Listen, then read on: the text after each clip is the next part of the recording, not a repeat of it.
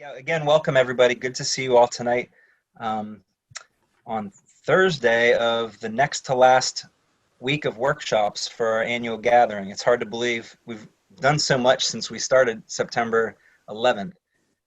But good that you all are hanging in there and keeping up, and many of you are coming back for multiple workshops. So it's great to see your faces. My name is, for those that I think you all know me, but Michael Iafrate. I'm co-coordinator of Catholic Committee of Appalachia. I'm really excited about this particular workshop tonight. Um, I've been excited about it ever since Mary and Lianna agreed to do this for us several months ago. Tonight's workshop is titled Exploring Cherokee Spirituality and Decolonization, a look into the Cherokee Spirituality Retreat. Some of us here might know that CCA has worked with an organization called the Appalachian Ministries Educational Resource Center for about 25 years on presenting the Cherokee Spirituality Retreat. And I know a couple of you on this Zoom call have been on that retreat in the past, at least two of you. I was able to go on this retreat finally after several years of wanting to go on it this past March, right as COVID was hitting everybody. And it was an incredible experience. Really broadened my faith and my understanding of the Appalachian region and my own self and my identity in relation to others. And I can't recommend it enough. And so I think after I went on that retreat, I was like, we have to have a way to give a little taste of what that retreat is about for the annual gathering this year. So what our presenters, Mary and Lianna, I'll formally introduce them in a moment, but what they're going to do tonight in this workshop is address the existence of the Eastern Band of Cherokee Indians in North Carolina. They'll give an overview of Cherokee spirituality and of the history and the future of the Cherokee Spirituality Retreat that CCA co-sponsors each year, and do a little bit of work on what it means to be a decolonized ally. And so Lianna and Mary are going to get started on that in just a little bit. It is my privilege and honor to introduce my two friends, Mary and Lianna. So I'll get started doing that and then turn it over to them. Mary Herr has lived and worked on the koala boundary in Cherokee, North Carolina, and the surrounding area for over 42 years and is currently retired. In 2007, Mary was made an honorary member of the Eastern Band of Cherokee Indians for her work in establishing and collaborating with a number of local nonprofit organizations. Mary and Father John Roush facilitated the Introduction to Cherokee Spirituality Retreat and Seminar for over 25 years, along with Cherokee presenters. Mary is a former board member and currently an active member of the Catholic Committee of Appalachia. And Lianna Costantino is a citizen of the Cherokee Nation and a recognized Cherokee storyteller. A former police officer, paramedic, and midwife by profession, Lianna has been an activist for social and racial justice for 30 years. She runs the nonprofit Diversity 0 to 13 Incorporated, which offers education on intergenerational grief and trauma, decolonization, cultural theft and appropriation, and what it means to be a good ally. Lianna also facilitates the Tribal Alliance Against Fraud, an intertribal task force addressing cultural theft and fraud. Lianna is also a pastoral counselor offering free telephonic and online counseling to Indigenous people, as well as a street medic serving at protests and in other contexts. She teaches Spanish and Italian and is an active student of the Cherokee language. Lianna is a mother of 3 and grandmother of 1, and she loves to bead. Beginning in 2021, she will co-facilitate CCA's annual Cherokee Spirituality Retreat in Cherokee, North Carolina. So without further ado, take it away, Mary and Lianna. Thank you. Okay, I'm going to start it off a little bit here. And hello from Cherokee, and thank you all for joining us. I'm glad to see a few familiar faces, a few folks that have been at our retreat in the past. So good to see you all. According to the geologists, the Cherokee people have been in Western North Carolina between 10 and 20,000 years. The Cherokee legends indicate the Cherokees have always been here. Before the coming of the Europeans, the Cherokees were in parts of 8 states: Kentucky, Tennessee, North Carolina, South Carolina, Virginia, West Virginia, Alabama, and Georgia. They lived in villages, and the mother town was at Decolonized, near the present-day Cherokee, North Carolina. In 1838, President Andrew Jackson ordered the removal of over 16,000 Cherokee people to what was called Indian Country, now Oklahoma. Known as the Trail of Tears, the removal caused the death of almost 1/4 of those forced to go to Oklahoma. The Cherokees that remained became the Eastern Band of Cherokee Indians in 1876, and there are now over 16,000 enrolled members of the tribe in North Carolina. Today, the Cherokees in Oklahoma are known as the Cherokee Nation that Lianna belongs to and the United Gadua Band.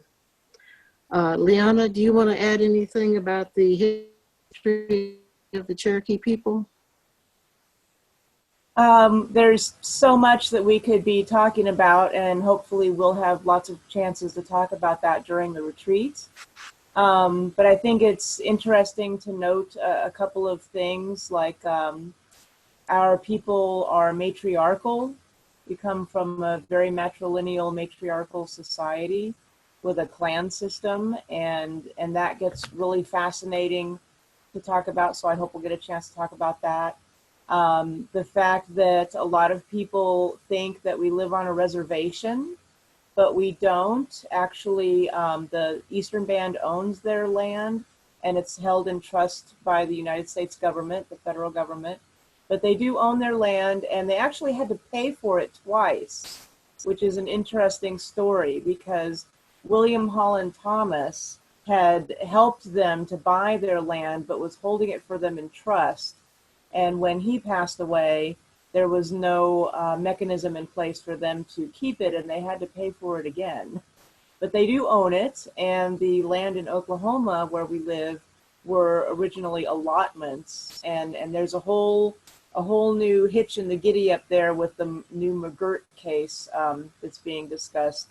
But generally speaking, we have never lived on reservations, which has not been the case for other tribes in the United States. And a little bit about our history, and as Mary mentioned, how long we've been here and that kind of thing.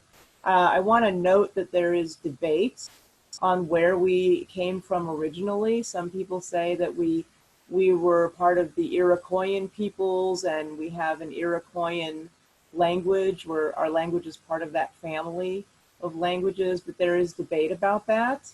One person put out a very scholarly article suggesting that the Iroquoian languages itself began in the Appalachians. So there are some people who say we migrated from down south of where we are now up north where we are now. Some people say we migrated south from the north.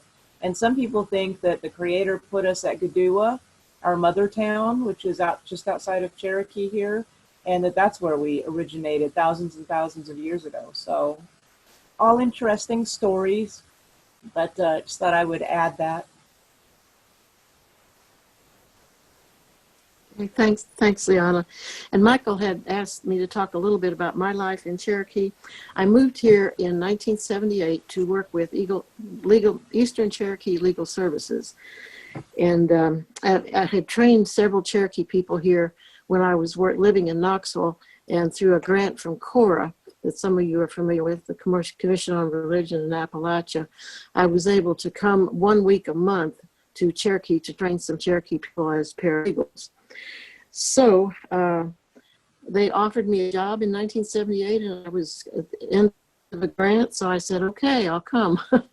And one of my friends from Knoxville said, how long do you think you'll stay there? And I said, well, anywhere from 2 years to the rest of my life. So it looks like it's going to be the rest of my life at this point. I quickly became a part of the community, attending community meetings, and both as a part of my work, as part of my work as community educator was to work with community groups, and then just to know the community.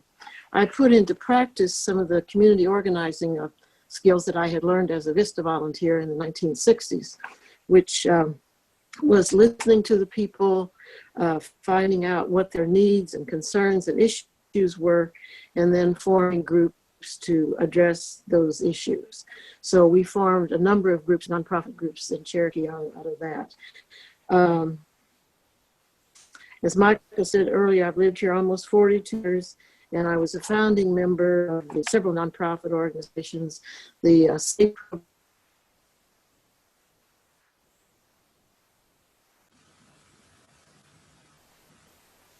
program, which is a domestic violence program. He's working on doctoral and master's degrees. And I did retire in 2006, and as Michael mentioned, I was named an honorary member of the tribe in 2007 for my work here, which was a total surprise and a great honor because they don't bestow that on a lot of people. So it's I was very honored to be a recipient of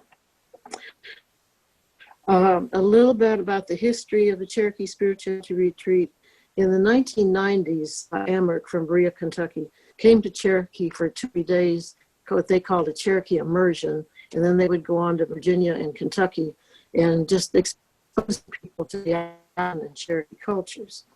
So I served as a local contact for them, and then that immersion kind of stopped about in the mid-90s with some changes in the leadership at Amherst. So then Father John Roush, that Glenray priest that most of you know and most of us know as just John, we decided we would like to continue the immersion and make it 5 days, a 5-day retreat with emphasis on spirituality rather than just the culture, because the culture, spirituality is the culture. So in 1995, John and I started the Introduction to Cherokee Spirituality Retreat with the assistance of Sister Robbie Pentecost. And I was working full-time then, so I was not able to be there during the day. So John and Robbie were the facilitators, and then I would join them in the evenings. And Robbie and I, we were not sure, it was around 2000 or 2001 or somewhere along there. Her work schedule did not allow her to continue coming to Cherokee, and I had a job with the diocese that was flexible. So John and I then started facilitating the retreat. So we did that, and this was going to be our last year. And then John died on us in February this year. And but thank God, Sister Robbie Pentecost came in, filled in, helped out, and then John and I had already talked. We were both going to retire, who we wanted to succeed us. So we decided we would ask Lianna and Michael, and thank God they agreed. So all of our Cherokee presenters are Cherokee, some from the Cherokee Nation, some from the Eastern Band. And we've just had great success, and hope it will continue, and I'm sure it will. A little overview now of Cherokee spirituality. I always say, what is Cherokee spirituality? If you ask 25 Cherokees what their definition is, you would get 25 different answers. So, Lianna, how would you describe Cherokee spirituality? I think that's very true that you would get so many different answers for sure. Yeah, so I think for me, I'm just going to speak for myself. I am a very traditional Cherokee person in that I attend our ceremonies and I'm not a Christian. So for me, it's innate. It's a natural inborn thing. There's no word for religion in Cherokee language. When we started talking about things like that later on, we had to create words for some of the things that non-Cherokee people speak about with regard to religion. So religion just is, and our spirituality just is, just like the Creator is, and we accept all of those things as natural. It's just the way it is. So spirituality for us then, I would say, really involves a very strong connection to the land where we're born, the homeland especially, to the Creator, to our fellow creatures, to the fire and land, water and air, the sky, stars, sun, etc. All the moon cycles of growing, the phases of the moon, and our connection to each other. As tribal people, we're collectivist people. You know, the tribe is more important than the clan, and the clan is more important than the family, and the family is more important than any individual. And that's part of being tribal. So the group has the priority. We never fought over God or any concepts of religion. That's something we would never fight about.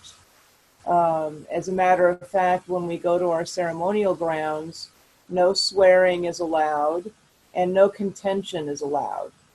And so if there's something going on between folks that are going to ceremony, they all know to leave that at the door, so to speak, when they come in. And we don't talk about contentious things at ceremony. Everything begins with a prayer to a Cherokee person, everything. So, for example, we go to ceremony, we have our meal together. When we take our first bite of food, we spit it out. And that's our way of giving it back to the earth and showing gratitude for our food. And of course, there's an actual prayer as well.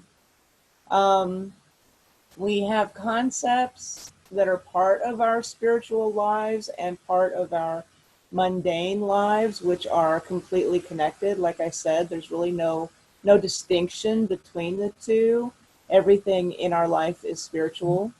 But those concepts are important and things that we teach our kids about and stuff.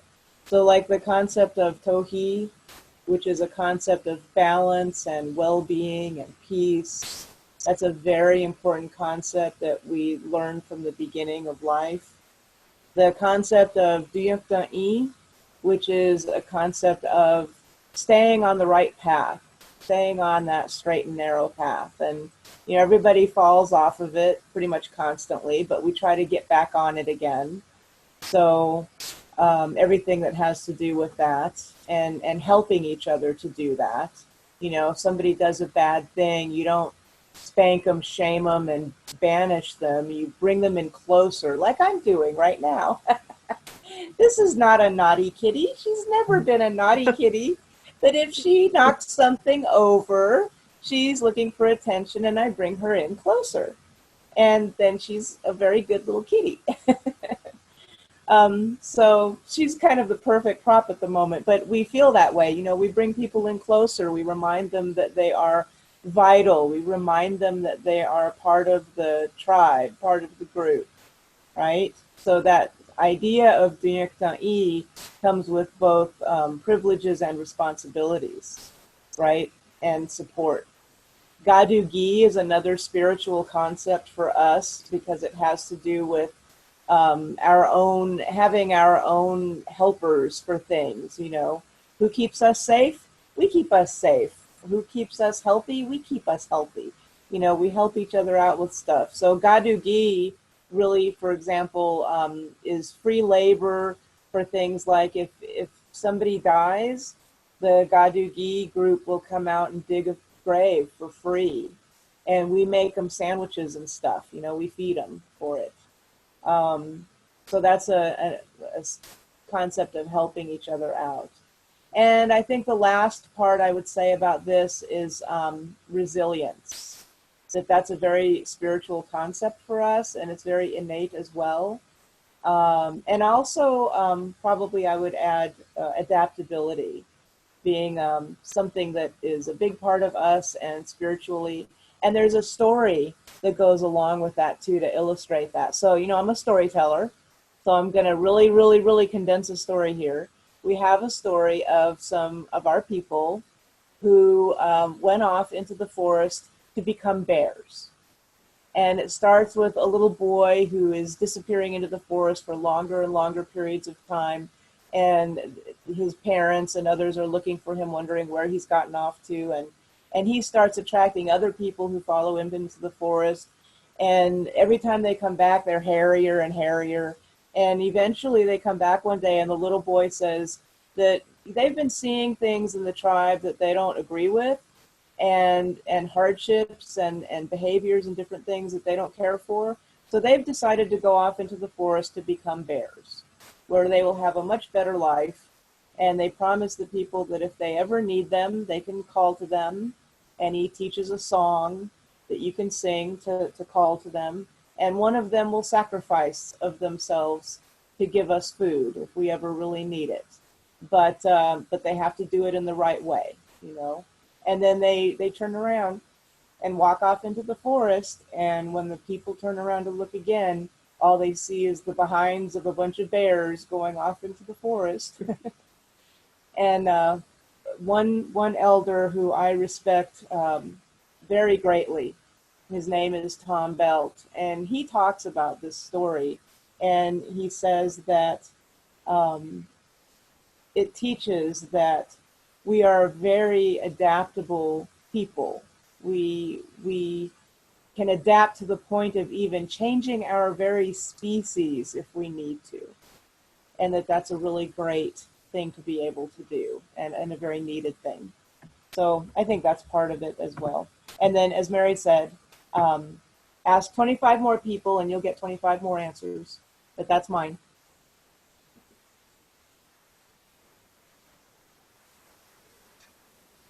Where are we going next? The future of the retreat? Yeah. Do you want to start with that, or do you want me to say something about it? Would you like to start, Michael? Like, what do you think about where we're going? Well, I'll start by saying this. I've been wanting to go on this retreat for a number of years, and I think primarily from an academic sort of mindset, because of maybe more of an academic interest. Some of you might know that I'm working on a dissertation that's called Decolonizing Appalachian Theology. And from an academic perspective, what I'm trying to do in this is to look at the history of the Appalachian region and the stories we tell about it, including the stories we tell theologically through our pastoral letters and so forth, and to re-listen again to these stories in light of the historical and current reality that indigenous people face in our region and beyond, right? So I think if we take Native experience seriously, it challenges a lot of our stories and a lot of our white Christian theologies. So I was very interested to go on this retreat and to experience Cherokee, where I'd never been before, and to meet people and to hear stories and kind of get the juices flowing, so to speak. When I was finally able to go on the retreat, I think this had been building for the last year or two. I really tried to approach it from not so much an academic point of view, although that was still, that's still just part of me, but I really wanted to enter into the spirituality part of what the experience would be. And to like really try to embrace what I would call a decolonized spirituality, or to start a process really of trying to decolonize my own predominantly white Christian, white Catholic theological ideas or spiritual practices, this sort of thing. Because, I think a lot of us have probably experienced the realization at whatever stage of our lives that white Christians in this country and in our region, perhaps in particular, because of the types of stories we tell here about white settlers coming into the mountains and all of this, that we really have a responsibility as white Christians to decolonize our faith, to decolonize our minds and our hearts and our spirituality. And so I got a real, I think, a real good experience of it's not there's nothing final about, you go on this retreat and you're a decolonized person, this kind of thing, but it started a process in me, and I'm really grateful for that. And so when Mary and Father John asked me to meet Lianna on this retreat and to get started thinking about how the two of us might collaborate on continuing this retreat, I was like, I have to do this. This is such an amazing tradition that CCA has. For like over half of CCA's existence, we've had this retreat, and it's remarkable, and it's such a great thing. So yeah, I had to to be part of that. And it was really a blessing to meet Lianna, who had, I believe, Lianna, it was your first experience of this retreat too, right? You had not been on it before? Correct. Yeah, so we both kind of came at it as, let's experience this and see what our experience is like, and then see how we can collaborate in the future. So we stayed up, after everybody went to bed for the night on the retreat, we stayed up talking about what the day was like for us, but thinking ahead to the next year, and the kinds of, are there themes we want to bring out more, or certain things we want to do. And it was a real treat to do that. And so I'm really excited for the coming years. Anything you want to add, Lianna? Yeah, that's a great segue for me to segue. So yeah, those talks were wonderful. We spent hours talking and collaborating, and that was a great microcosmic example of the bigger picture that we're going to do with everybody else, I think, because when Mary first told me about this, and I knew about it years ago, but when Mary first told me about this, and when I first went, I thought, why are they doing this? Why would Catholic people who do not live here even have an interest in this? I was curious. And I loved what I saw when I went on the retreat. It was fabulous.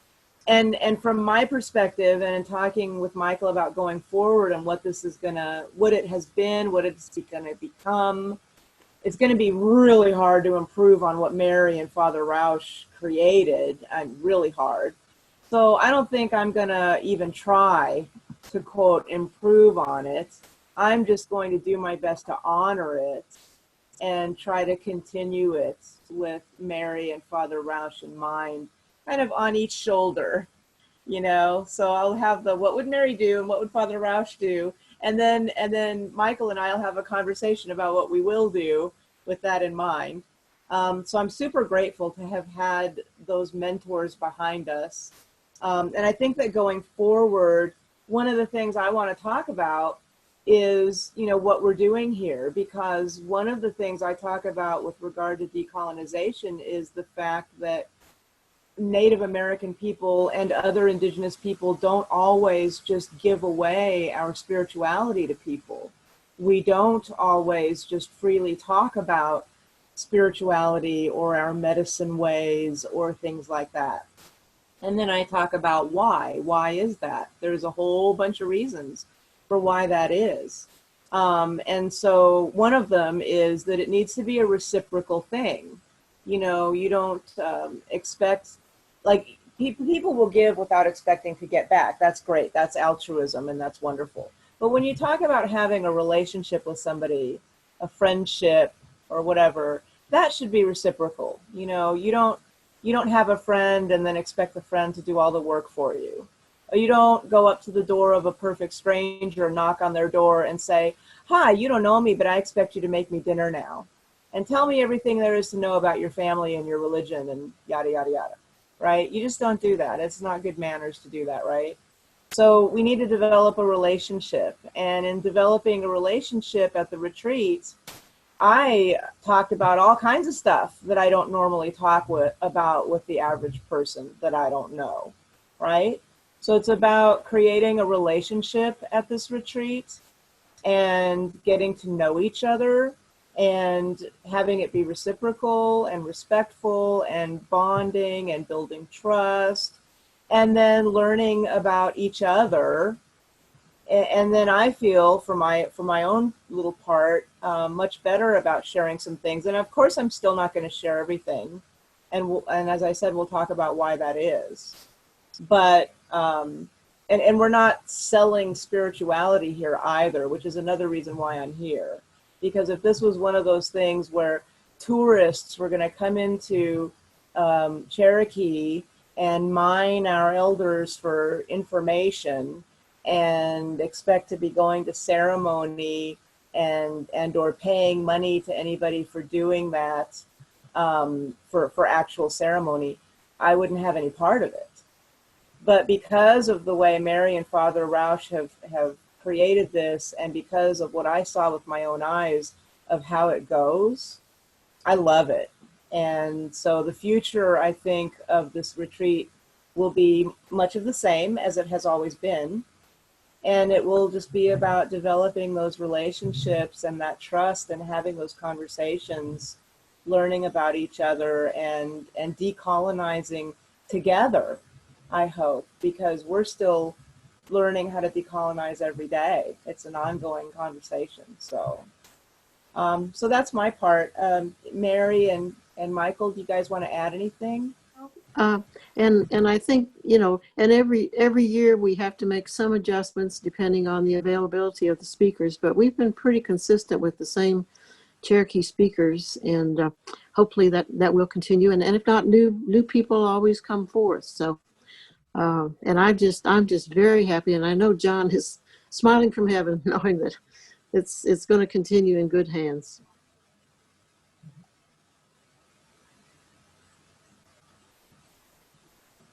Michael, you want to add anything before we move on? No, I don't think so. Yeah, I think we've covered most of it. Does that sound good to you? The retreat going forward, yeah, for sure. I'm excited. Cool. So, We're already, go ahead. No, go ahead. Go ahead.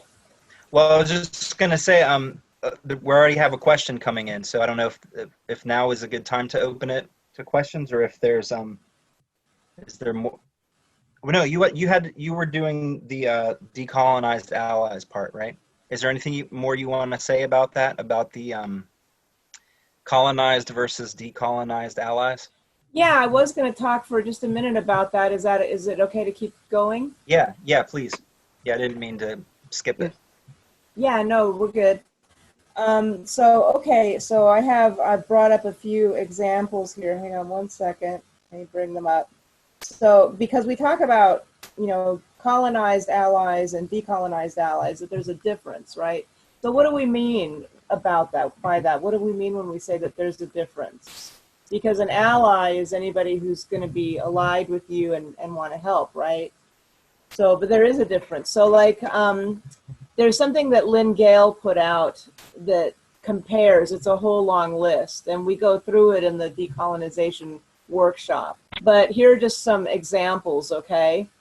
And as I'm reading these examples of the differences between the two, take note of any questions that you might have, of any of these that you don't understand what I mean, okay? Because that's good conversation stuff. So for example, a colonized ally stands in the front. A decolonized ally stands behind. A colonized ally makes assumptions about the process. A decolonized ally values that there may be principles in the process that they're not aware of yet. A colonized ally wants knowledge right now and expects you to hand feed it to them. A decolonized ally values their own relationship to the knowledge and will go in search of it on their own. A colonized ally finds an indigenous token. A decolonized ally is more objective in the process. A colonized ally equates their money and hard work on the land as meaning land ownership. A decolonized ally knows that land ownership is more about social hierarchy and privilege. A colonized ally projects guilt. A decolonized ally knows that that is their work to do. A colonized ally projects emotions. A decolonized ally knows indigenous people have too much to deal with already and keep their emotions to themselves. A colonized ally has no respect for indigenous intellectuals. A decolonized ally knows indigenous people have our own intellectuals. A colonized ally has no idea they need to decolonize. A decolonized ally understands they have to continually decolonize. A colonized ally has no idea of the concomitant realities of indigenous oppression. A decolonized ally understands the many layered and intersectional oppressions indigenous people live under. A colonized ally speaks for and speaks over indigenous people. A decolonized ally is quiet and listens. A colonized ally takes on the work an indigenous person can do and is already doing. A decolonized ally takes on other work that they see needs to be done. A colonized ally makes things worse. A decolonized ally understands. A colonized ally says it is time to get over it. A decolonized ally realizes one's relationship to the harm is subjective. A colonized ally appropriates another nation's indigenous knowledge. A decolonized ally does the hard work to uncover their own indigenous knowledge. A colonized ally expects indigenous people to educate them. A decolonized ally recognizes how exhausting that is and makes an effort to educate themselves. A colonized ally will loathe this truth offered. A decolonized ally will recognize the hard work telling this truth is. So those are just a few of the examples. There are probably 100, but that's a few. I kind of cherry-picked those. So we break all of that down and talk about all of that stuff. We include conversations about the politics of respectability and the harm that constantly having to try to be nice does to people. We talk about things like white fragility. We talk about things like white tears and what that means. We talk about indigeneity and tribal sovereignty and authenticity, cultural appropriation, ancestor stealing, and all those kinds of things. And the hard work that colonization or decolonization is, because it is a lot of hard work, a lot of self-reflection, a lot of study and thinking and talking with one another. But does anybody have any questions right off the bat of any of those things that I've thrown at you? Any thoughts? I'm going to let Eddie let me know if any are coming in, or maybe you guys decide if you want to just let people chime in.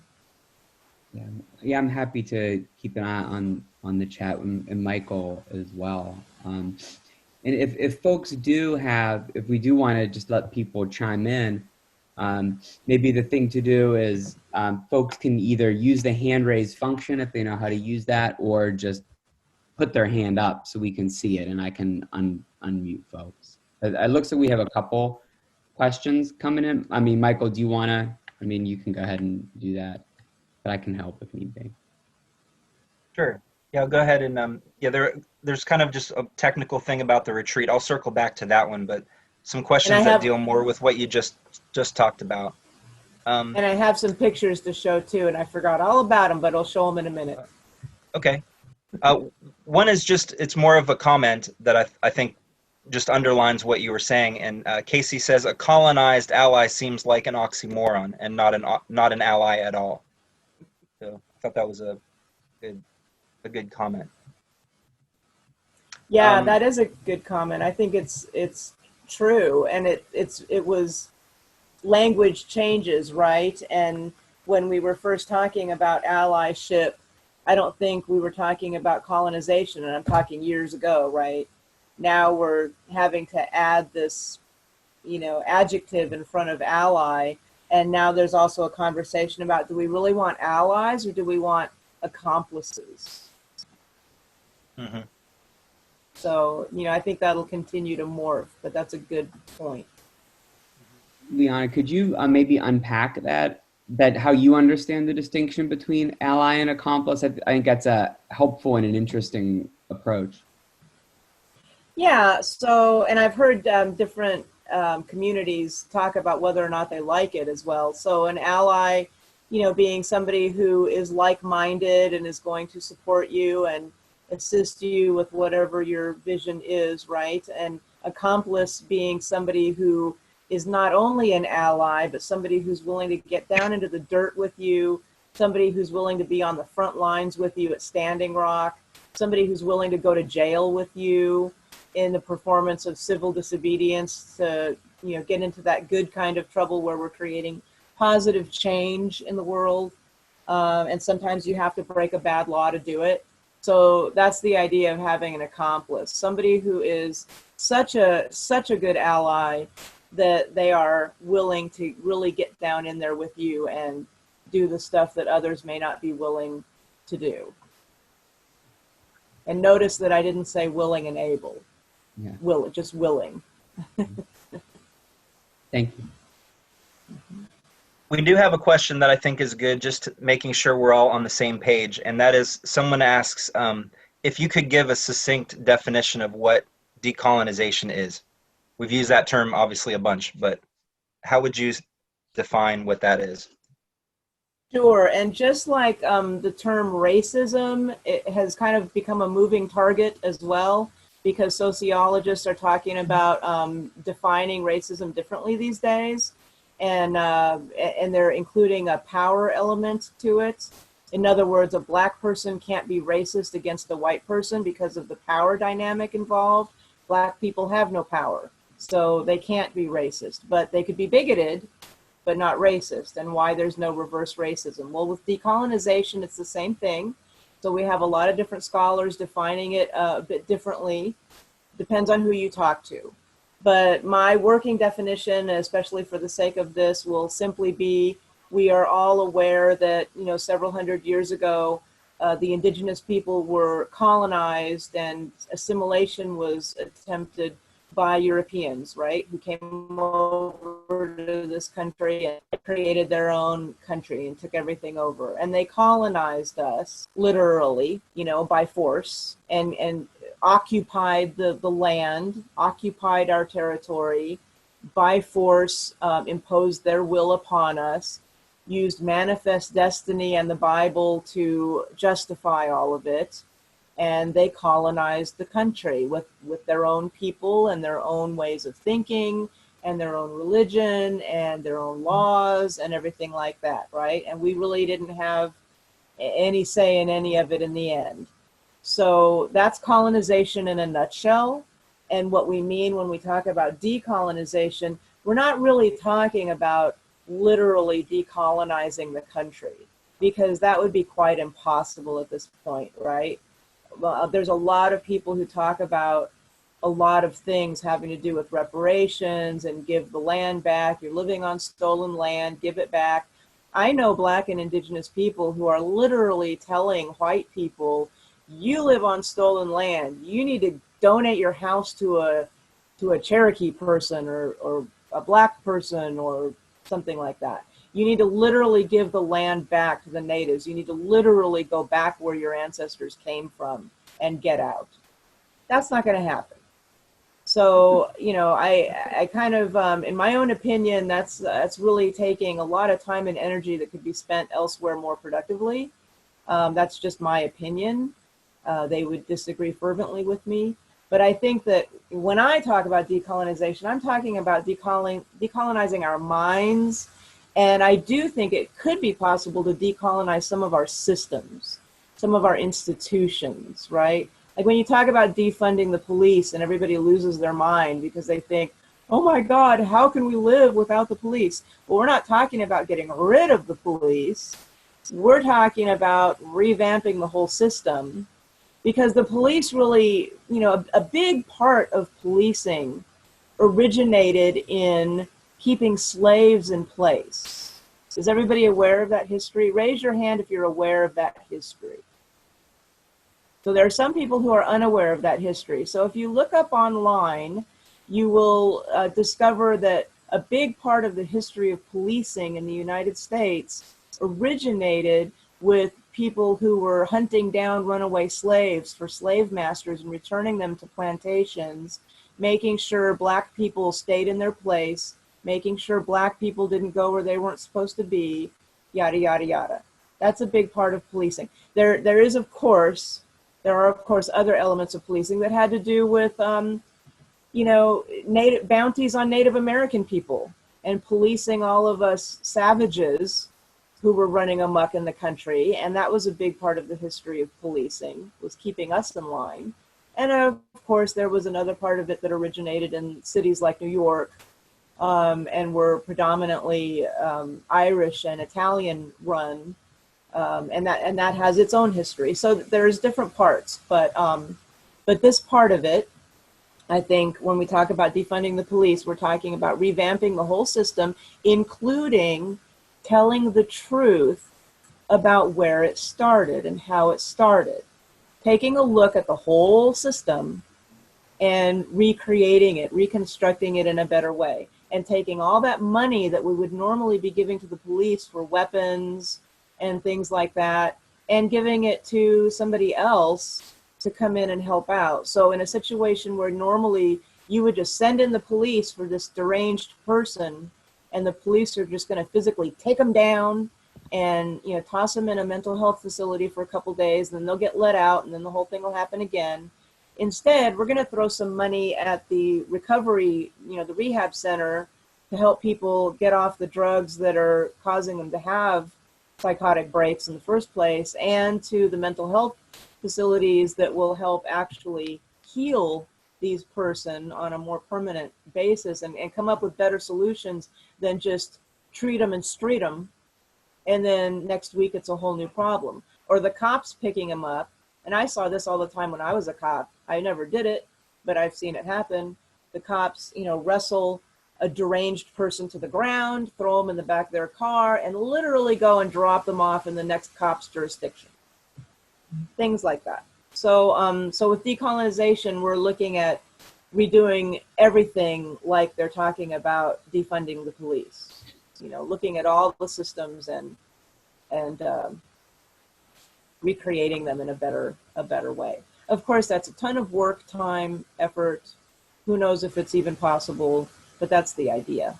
And then decolonizing your mind to get out of the habits of thinking in the ways that we have, because it rubs off on all of us.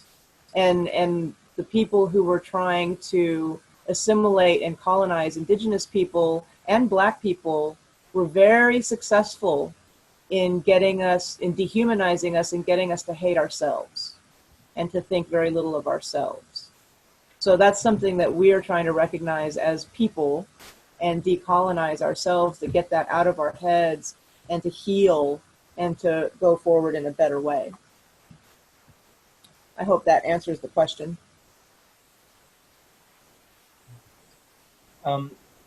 This goes back to the list of qualities of a decolonized ally.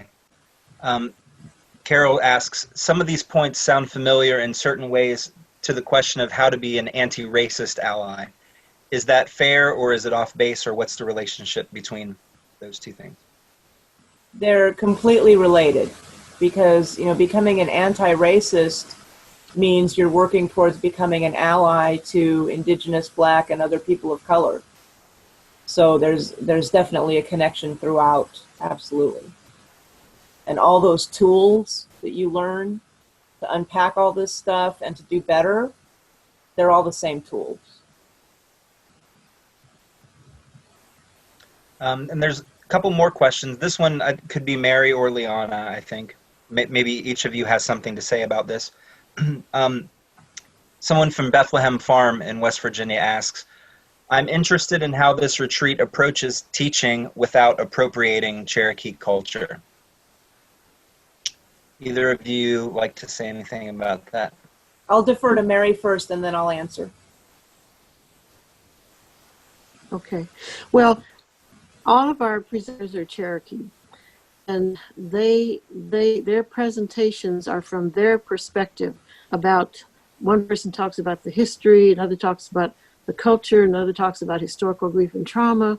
So all of these are from their experience that they're sharing with you, and they will share with you what they feel comfortable sharing. And again, when I always say, you know, how do you define Cherokee spirituality? Well, it's you can't define it. It's not you can't give a textbook answer, because it's different for everybody. And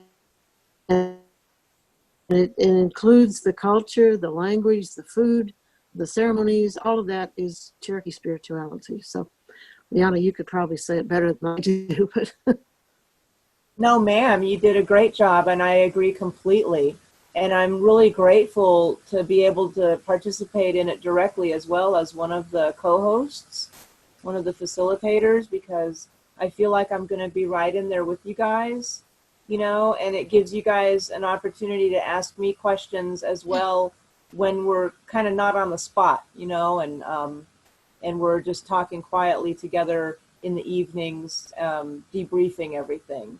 And I think that's really nice too. So I'm really grateful for that, that you guys have all these Cherokee people that you can hear directly from.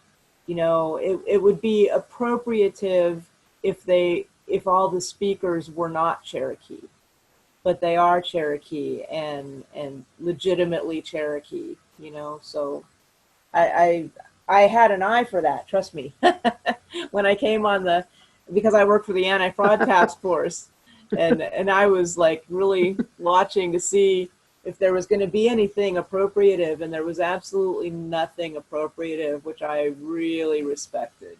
But of course, I love Mary. Mary's like my second mom. Really, she's my mom here. And I totally respect and trust everything that Mary does. So I knew it was going to be awesome, and it was. So there's no worries of that here.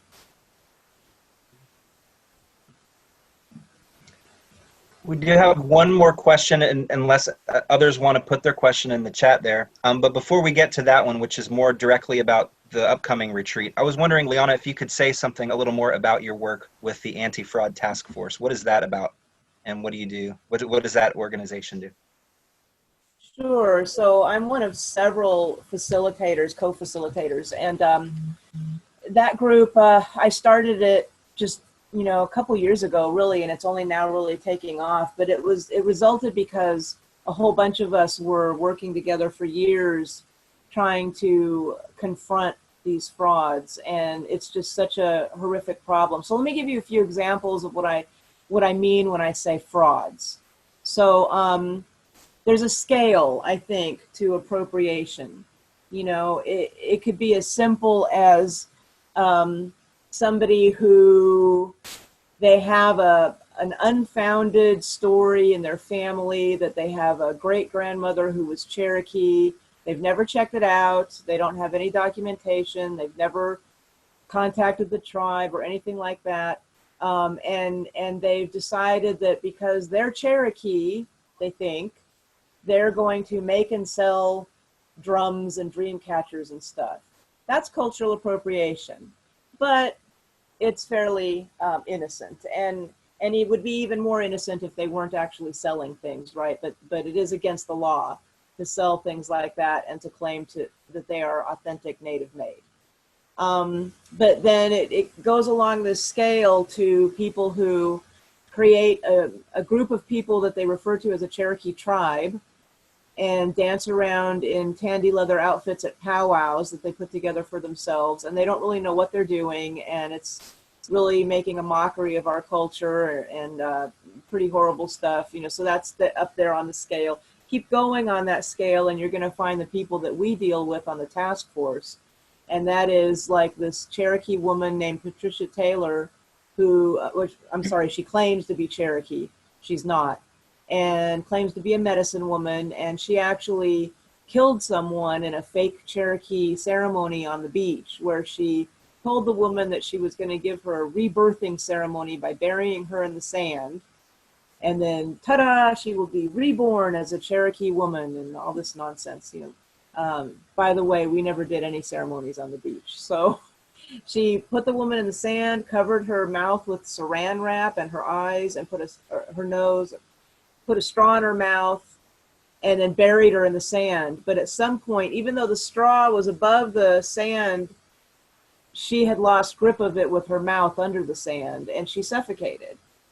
Arthur Ray, who, you know, killed those people in the sweat lodge in Arizona, somebody else obviously dealt with him.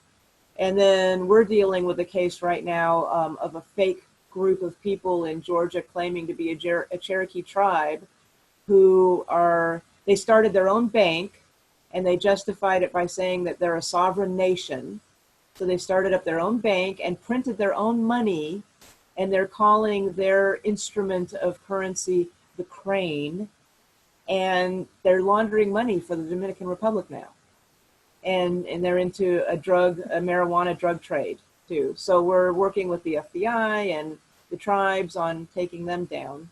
But those kinds of folks, and folks that, there was a young man recently at the Herr Museum in Arizona last year. He won the National Hoop Dancing Championships, and that contest is intended only for tribal people. And he showed them an ID card from a fake tribe, and they accepted it, and he won all the money and everything, and the prestige and bragging rights. Because of our efforts, he was disqualified this year from competing. But, you know, things like that. So that's what our task force does. We try to point out and deal with actual fraud. Thank you. Yeah, that's an angle to this that many of us don't think about, you know, just the dishonesty and, yeah, for gain like that. There's a saying among us that, there's a saying among us right now that these people are trying to erase us by replacing us. Because what we call wannabes, you know, a person who wants to be Native American but is not, and it's an ugly word, really, a wannabe. But what's even uglier is a wannabe, an actual wannabe. And what they're doing is just so wrong and hurtful, and it does a lot of actual real harm in the real world. So, yeah, it's something that needs to be dealt with. Thank you. Well, the last question has to do with the upcoming retreat in 2020 in March. And so I'll answer that question. Maybe we can talk a little bit about what's happening for the very next retreat. So right now on the calendar, we have the Cherokee retreat set at March 9th through the 14th, 2021 in Cherokee, North Carolina. We are currently proceeding. The question was about COVID, and of course, and how this impacts the retreat. We are proceeding planning for this retreat as if we're going to do it in person. There's obviously a great likelihood that might not be able to happen, but we'll wait and make that decision as we get closer to that time. The question, though, is whether, and so we'll put out information about that as we get a better sense. You know, we'll put out the advertising and things like that. The question, though, is would we do a virtual retreat if it was not possible to meet in person? And Mary and Lianna might want to say more about this, but we did come to the determination in a conversation a couple months ago that because of the nature of this retreat and the centrality of place for Cherokee spirituality, specific places that are at the heart of the Cherokee people, that really a virtual retreat is not possible for this sort of thing. We're able to do that because yeah. Go ahead, Mary. Michael, yeah, I just want to add to that. You know, this is not a workshop; it's a retreat, and part of the retreat, you know, is getting to know the other participants, sharing where you are, sharing your spirituality, some downtime, quiet time for yourself, and at the end of each day, we have a talking circle and theological reflection. And again, that I think would be very difficult to do on virtually. So I just don't think a retreat can be done virtually, but that's my opinion. Lianna, did you want to add anything along those lines? I agree. I think we all made that decision together for that reason. It would be exceedingly difficult to do this on Zoom, and if we did, it would not be a retreat, and so much would be lost. I will be very sad if we don't get to do this in March, but I was wondering, if we don't get to do it in March, I wonder if we might try to do it in September of next year, if COVID allows. Somebody actually just asked that question in the chat. If we would consider fall instead of March if we can't meet. I think one concern with September would be the proximity to the annual gathering, which is always in September. And then Mary's mentioned also the the concern about cost, because in March it's kind of that downtime where hotels cost less and things like that, which is, you know, a concern when you're putting on an event like this. So it's possible that maybe we could look at some other parts of the year that could work, but it might be difficult to find one that would work. Mary, do you have any insight into that? We used to do, yeah, you know, we used to do it in January and February, and then because of the weather, we went to March. And also we do it in March because a lot of people want to do it, especially Catholics, like to do it during Lent. And usually March is usually during Lent. Yeah, and the motel prices, they start going up towards the end of March up through November. September and October. September this year, I don't know, it's been busier than usual. October is when all the people come from everywhere to see the leaves in the mountains. So the prices double every place. So, I mean, it would be, we could not afford to do it in September, October, or at the summertime. So What about November? It's not too cold in November. It might work. You know, you never know. November could be, but I don't know. I don't know what the lady that asked, what is the problem with March? Does she have a problem with March? No, I think the question was coming from if we are not able to meet in March because of the virus, concerns about the virus, would we then consider postponing it to later in the year? I see. If it is more safe at that point in the year. Yeah, who knows? I mean, nobody knows at this point. So I think we'll go ahead and plan for it and see how things go. And then if COVID is still around and it's not safe, we'll just have to either cancel it this next year or postpone it until maybe later in the year. But it would probably have to be November in order to get a price that's reasonable. Yeah, because lately it hasn't been that cold here in November. So if we could get a reasonable price after leaf season, maybe. I would try. I had such a lovely time last year. It was really wonderful. Yeah. And speaking of which, I know at least, go ahead. No, go ahead, Mary. Sorry. One other thing, for those of you who may not know, Cherokee is a tourist town. So from March through November, there's a lot of people around. And now with the casino here, there's people here year round, but not as many in the winter months as there would be in the summer months.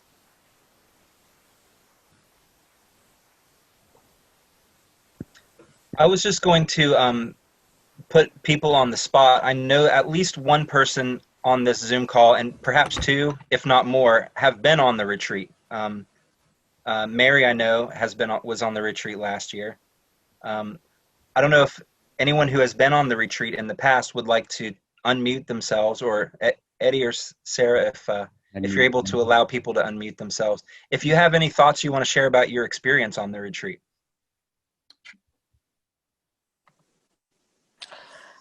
The retreat is more than worthwhile. I agree with Michael. There was something about it that it affects you, your own spirituality. We need to be reminded that we are connected to nature, and nature means each other as well. And just, I love this country. I was a U.S. history teacher, but we've got some appalling chapters in our history, and it's a reminder of that. And I love your thought of decolonization. And I was just typing, job well done, Ed, for your coordination of this. Mary, I love you. You're my mom too. Lianna and Michael. But it's just very, very worthwhile. Thanks, Mary.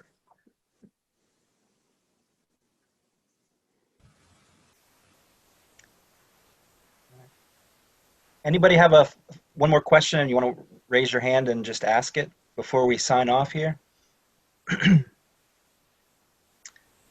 Or any final thoughts from Lianna or Mary?